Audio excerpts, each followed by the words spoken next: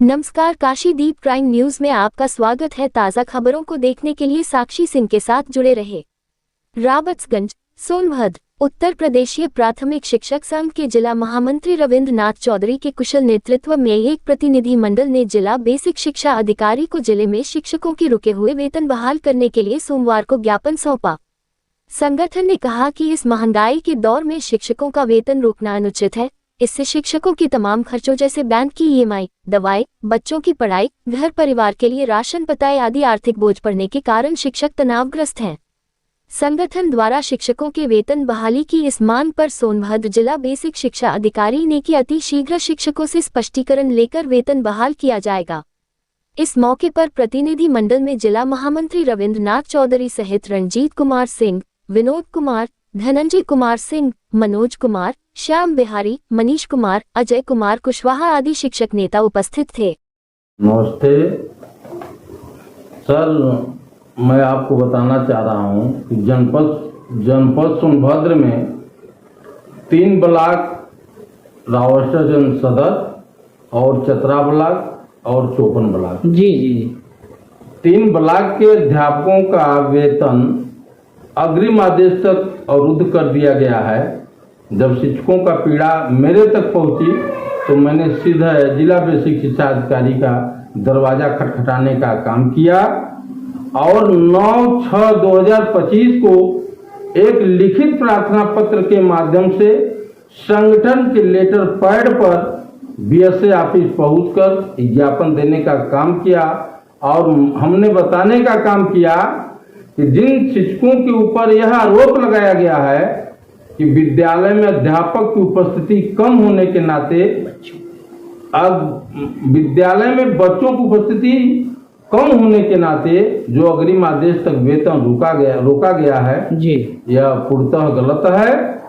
इसके बारे में बताना चाहता हूं कि बेसिक शिक्षा परिषद का जितने विद्यालय हैं लगभग 99% विद्यालय ध्रुव और जंगली क्षेत्र में हैं, जहां के गरीब परिवार के बच्चे विद्यालय में पढ़ते हैं। जनपद गरीबी स्थिति में जूझ रहा है। अधिकांश गरीब परिवार के लोग अपने पेट पर्दा चलाने के लिए, रोजी रोजगार के लिए जनपद से अन्यत्र राज्यों में, अन्यत्र क्षेत्रों में अपने रोजगार की तलाश के लिए प्लान कर जाते हैं। हमारे अध्यापक शासन और विभाग के आदेश के क्रम में प्रायः अभिभावक से संपर्क करने जाते हैं, परंतु दुर्भाग्य यह रहती है कि वह परिवार, वह बच्चों के अभिभावक हमारे अध्यापक से नहीं मिलते हैं। अध्यापक कोई कमी नहीं छोड़ते हैं, परंतु अध्यापक के ऊपर यह दोषारोपण लगाकर वेतन रोक देना यह कहीं से ठीक नहीं है। मैंने बीएसए साहब से यह अवगत कराते हुए यह मांग किया था कि इस हालात से हमारे शिक्षक जूझ रहे हैं और इस महंगाई के दौर में अगर किसी अध्यापक का वेतन आप द्वारा अवरुद्ध कर दिया गया है तो उनके सामने एक आर्थिक समस्या खड़ी हो गई है। जी, एक अध्यापक के कमाई के दम पर उनका घर परिवार का भरण पोषण चलता है। दवाई, पढ़ाई अधिकांश लोगों द्वारा लोन लिया गया है, उसका ईएमआई, राशन पताई। आज वह अध्यापक इतना मानसिक तनाव में है जिसका शब्दों में कहना मेरे ख्याल से यह सही नहीं होगा।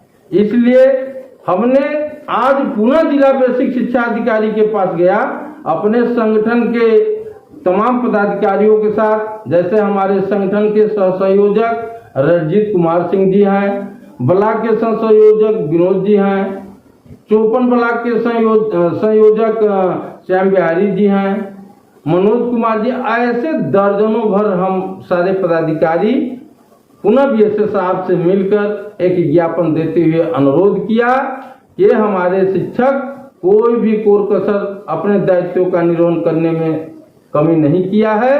निश्चित रूप से उनका वेतन बहाल करना उचित है और कर दिया जाए।